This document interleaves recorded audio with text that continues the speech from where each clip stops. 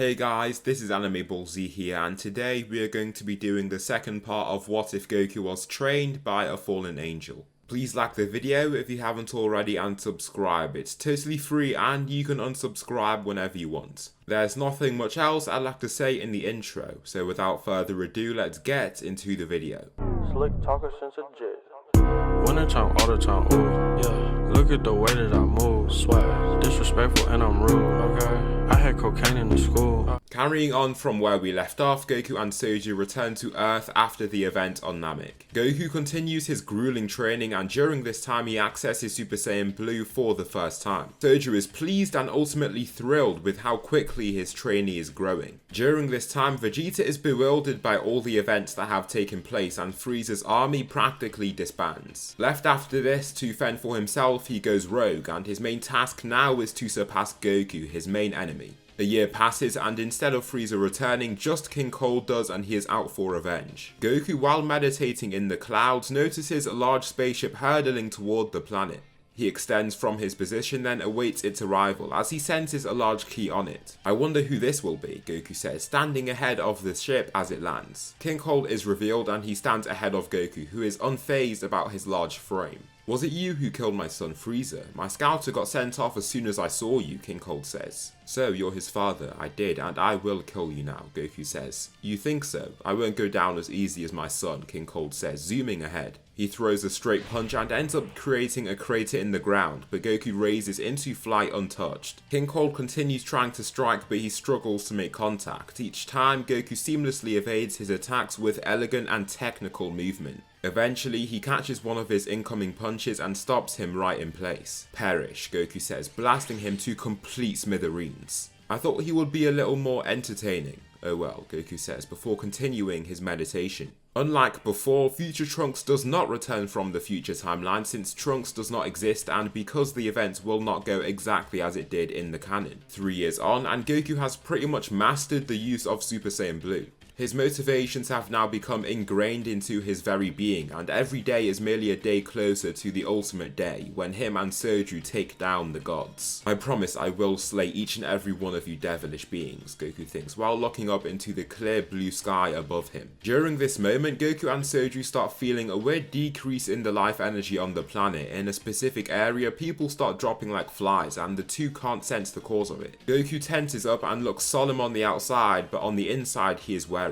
"Gods? There's no way, they couldn't have come here, and why would they massacre these lowly humans before coming to us?" Goku thinks. However, Soju is as nonchalant as ever, then flies off into the direction of the event, with Goku following right behind him. They arrive at the scene and they both find the androids, Android 19 and Dr. Gero. Such peculiar beings, they possess no form of god ki or mortal ki. "Let's see what happens," Soju says, stepping away. Goku makes his stance, then Dr. Gero orders for Android 19 to charge at Goku. Goku enters basic Super Saiyan and awaits 19's assault. His punch comes and he notices that it is incredibly sluggish to him. It's as if he's trying to move in a pool of resin, and he simply evades the punch before driving his arm through its body completely. Dr. Gero, after seeing this insane feat, decides to flee before he is taken out himself. Goku prepares to blast him, but then Soju arrives by his side to then pull his arm down. "Wait, let's see where he goes," Soju says, before they slowly fly after him. They then arrive in an odd forest, and this is the forest where Dr. Gero's lab is. While flying, the androids reveal themselves and fly up toward Goku. Unlike before, they are much stronger than their canon counterparts. They're stronger by around multiple times. "I'm bored now, just finish these machines off, then return to your training," Soju says, before flying off into the distance. "Affirmative," Goku says, nodding to his master. "Don't be arrogant, Goku. We have been programmed and powered just to kill you, and we will do just that. We'll kill Soju for the fun of it too," Android 17 says. "How do you know his name?" Goku asks, startled by his statement. "I know everything about you two. We have overseen your little battles and conversations," 17 says. "That will be of no advantage to you. You will all be destroyed," Goku says. 17 then flies toward Goku and attempts to attack him, but he slips past his first punch with complete ease. 16 charges in to try and attack him also, but they all can't even land a hit on him. Soon enough, Goku gets bored and he doesn't want to anger his master. He shoots a laser ki blast through Android 17's body, then shatters his head with a strike. 16, seeing the severity of the situation, removes his forearms and uses his ultra powerful arm cannons. They release large amounts of smoke, then Android 16 ends up diving in to grab onto Goku once he realizes that he isn't dead. Shoot us both, 18, do it now, 16 roars before shutting his eyes. 18 does just that, then his self-destruct bomb goes off, releasing a nuclear-sized explosion. The surrounding area is razed to the ground, but what is revealed is simply Goku with no injuries whatsoever. What a waste. I thought you warriors would be at least a little bit of fun, Goku says, before launching a ki blast at 18 that kills her. The androids are gone just like that, but deep in the forest, Present Cell is still growing and maturing. After this time, Goku and Soju continue their training, and Goku, after seeing his progress, Soju starts to take his training to the next step and introduces him to the power of Ultra Instinct. Goku finds it so surprising that he had never heard of this sooner, since he always saw his master weaving past his attacks in weird reflexive ways. So following this, Goku starts trying to use Ultra Instinct just like he did in the canon, and they even enter the hyperbolic time chamber to get a year of training done in a quicker amount of time. In only about 4 years training time and 3 calendar years, Goku is granted the power of UI Omen and achieves MUI shortly after. For these 4 remaining years, Goku learns to master the power of Ultra Instinct, but hasn't exactly mastered it to the level of an angel or anything yet. He can just use MUI at will and use a large portion of Ultra Instinct in his base form. After this 7-year period, while Goku is going through some brutal sparring, Yamu and Spopovich try to assault him. Weakened and injured, he just lets it happen and sees what happens. Soju just watches on in awe, since what they're doing is very odd. They both look at each other in happiness as they see that the meter is totally full, then they start flying off. Soju then gives Goku a sensu bean and chases after them, then Goku arrives by his side in a split second. Watching them enter a weird spaceship, Dabura then reveals himself to try and attack them. He shoots a weird spit at the two, but they dodge it, both realizing that something is terribly wrong about that. They both just don't want to get spit on them either. Just as they expected, a rabbit that is hit by the spit turns to stone, and Goku just blasts the being right away. Right after this, they are transported to a different location by Babidi, and a weird brown ball is broken open. Thank you, you two, as you have generated more than enough energy for me to activate the ultimate life form, Majin Buu. Unleash and wreak havoc on this galaxy, Babidi shouts, before Majin Buu is revealed. What is this thing, Goku wonders, upon looking at its weird appearance. It happily bats its chest before zooming toward Goku. It lands a punch on him and he blocks with his forearm, surprised with its strength. Buu is levels above the androids that he had faced 7 years prior, and it's a refreshment to actually feel hits from people other than Soju. Catching the next punch also, he takes his chance to land 2 punches that both significantly deform Buu's shape. He just returns to his usual shape, and this puzzles Goku even more. Those attacks should have obliterated it judging from how strong it was, but Buu looks just as healthy as ever. What a weird creature, I'm not going to let a being like you roam around. Soju, Goku says. Do as you please, Soju replies. Goku enters Super Saiyan Blue, then charges his full power energy blast before releasing it at the being. Babidi and Buu are caught in the heat of the blast, and a large portion of the area is shaved right off due to its power.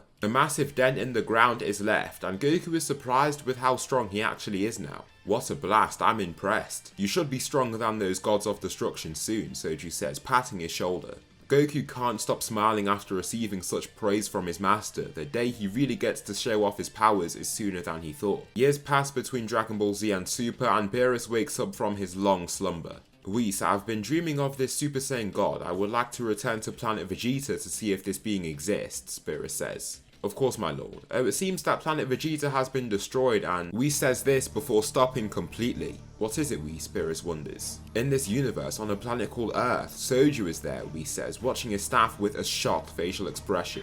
BEERUS immediately stops looking lethargic, and his eyes widen in shock. Soju, like the Soju, fallen angel Soju, BEERUS asks, raising to his feet in an instant. Yes, we must head there at this very instant. He must answer for his crimes, Whis says, before they disappear from the area. Soaring through the skies, they head straight for Earth. Goku and Soju are doing some light technical sparring to just get Goku more used to his Ultra Instinct in his base form, then Soju suddenly stops. What is it? Goku asks. He starts shuddering slightly before looking into the sky. An angel is coming toward this planet at high speed. Goku, remember what I've taught you over these years. Do not be scared now. Now you must fight, Soju says, while looking at the sky. Goku's nerves start getting unsteady as he notices his master's demeanor. For his entire life, he has never seen the angel so anxious and unsteady in his life. Not now, I thought I'd have had at least a decade before they were here, Soju thinks, clenching his fist. I can sense it clearly now. It is you, Whis. I will obliterate you, older brother, he says. His anger starts to rise and his eyes do not waver off his target. Whis and BEERUS land right ahead of the two, and Whis immediately enters a battle stance. Soju, return to the Grand Priest to answer for your crimes. You've been hiding in secrecy all this time after your universe was destroyed, Whis asks. Soju just begins laughing maniacally before stepping forward. Is that how you greet a brother, Whis? If that's how you want it to be, I'll show you just how strong I am now. It won't be like before, Whis, he roars. The power that Goku starts to feel coming from Soju is unlike anything he's ever seen before. The ground and planet starts to tremble and his dark purple aura totally envelops his body. The rocks that surround them are lifted and rattle in place while he continues to charge his power. It looks like you won't stand down, BEERUS. You must fight the Saiyan. I must break the angel's code and battle. Father, forgive me for what I must do, Whis says before powering up himself. Goku and BEERUS then face each other and Goku begins a MUI omen. You won't last against me, BEERUS, Goku roars. BEERUS isn't taken aback by his use of Ultra Instinct, but isn't entirely phased. Ultra Instinct? To be honest, I was never adept at utilizing the power of the angels. Allow me to show you an entirely different power instead. The power of destruction, Saiyan, BEERUS says, erupting in a purple aura. His aura is much brighter than Soju's and doesn't have as much pressure, but Goku knows that he is going to be strong from what he feels. Goku and BEERUS clash and the ground beneath them cracks apart. They start dishing out attacks and for now seem like equals. BEERUS leaps away from his adversary, then releases his Akai blast that Goku evades right away. He remembers Soju talking about the god of destruction's power of destruction and to never get caught by one of their blasts. He just about manages to evade and notices that the rock that it hits turns into nothing. It's as if the rocks were erased from existence. Then Goku's attention is brought right back to the battle once he receives a kick to the stomach. Whis and Soju are fighting and Soju is actually gaining the upper hand. Whis is already bruised and struggling to keep up, using the power of his staff to gain the advantage. It looks like you haven't been training, Whis. You've grown soft, Soju shouts before punching him square in his face. Goku, upon realizing that he won't gain the advantage